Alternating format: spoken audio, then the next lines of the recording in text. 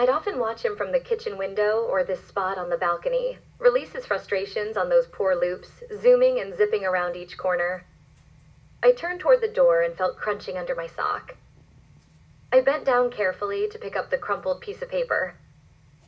Just as I sat back onto the sofa, Joey walked in.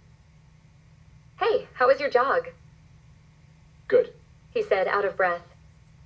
"Where'd you go? You weren't on the tracks when I went out to check on you." "I just jogged to the bridge and back," he stated casually as he wiped the dripping sweat with his shirt. "That bridge is over 4 miles away."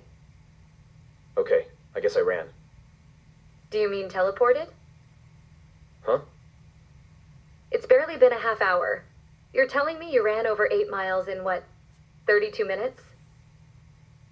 "I guess I did." he said, unnoticing the feat. "You can run a mile in 4 minutes?" "Would have been 3 minutes and some change, actually, baby girl." "There's no freaking way. What are you, part cheetah?" He laughed, but I don't think he really comprehended how incredible that was. I was pretty sure Olympic gold medalists ran slower than he did. He walked past me and went to the bathroom. I heard the shower turn on and peeked into the bedroom door.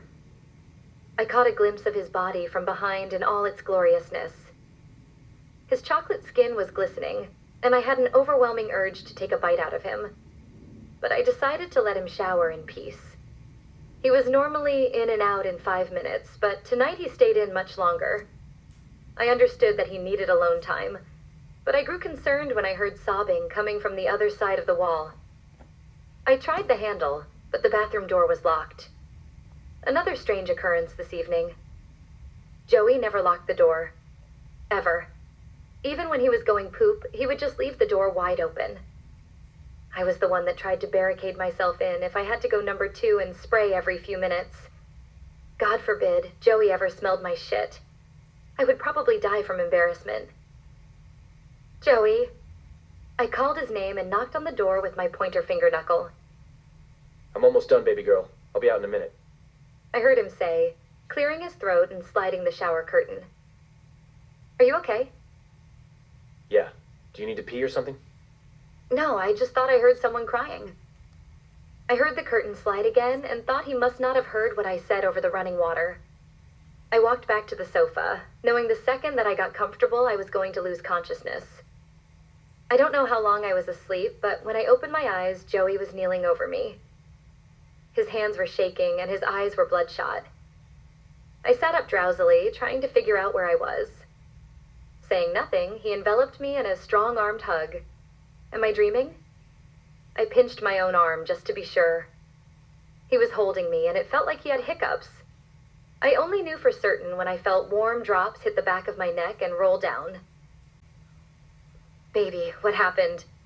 I asked, trying to pry myself from his grasp. He wouldn't loosen his grip of me or let me see his face. "Josiah Hunter, tell me what is happening right now." He only squeezed tighter.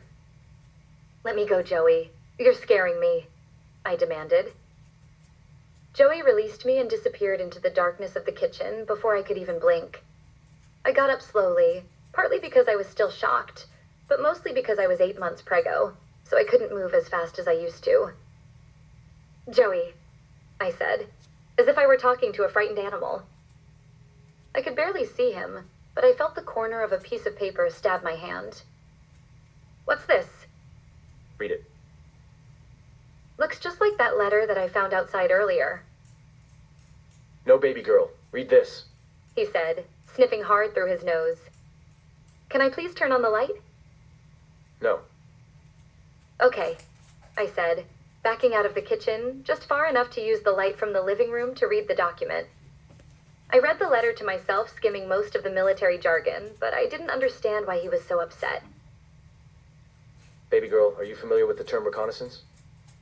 "No, what does it mean?" "In one word, deployment." "That's fine, Joey. We both knew that you may have to deploy eventually. It will be hard and it's not preferable, but after we leave the hospital, the baby and I will be okay without you for a couple weeks." "Baby girl, this isn't like anything we've ever been through. This is a deployment. I will be gone for months." "Who can we call to let them know we're about to have our baby?" "No one. They don't care." He hissed the words out. Joey, we're going to be fine. We have so many amazing people that are willing to help us.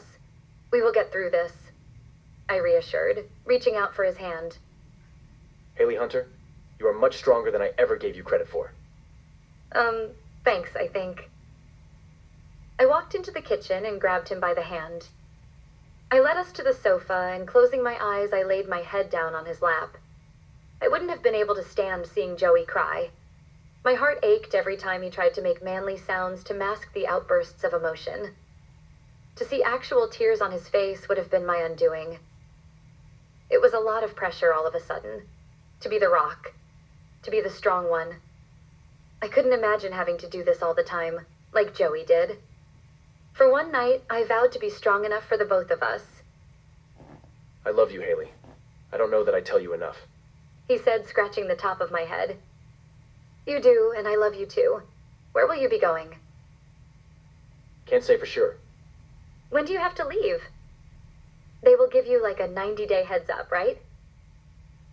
According to my calculations, right about 72 hours. Hold up. 72 hours to report to Washington? Yes. But you can't be there in 72 hours. My due date is in 16 days, I shouted. I know. It hit me like a ton of bricks. I just realized the extent of this deployment and why it was such a big deal for him. But you can't go now. This isn't fair, I shouted. I'm so sorry, baby girl. I gotta leave tomorrow morning. So, you're saying that you're not going to be present for the birth of our first child? I felt his eyes scanning me, and when I actually saw his face, he looked as if I'd just told him that I hated him. Baby girl, how do you think I feel? He asked, reaching for me. I don't know, but I'm starting to feel like steak is a bad omen for us.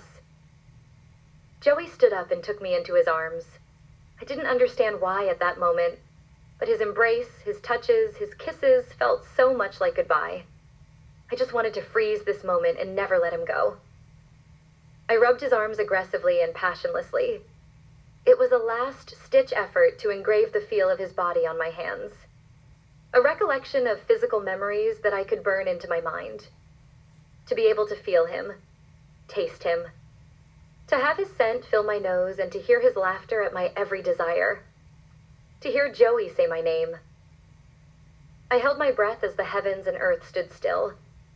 In that moment, all things were quiet. I could feel a raw, burning sensation in my throat, but I chalked it up to pregnancy heartburn. I suddenly felt a ping in my chest. My head went silent and my whole body numb. Is this what heartbreak feels like?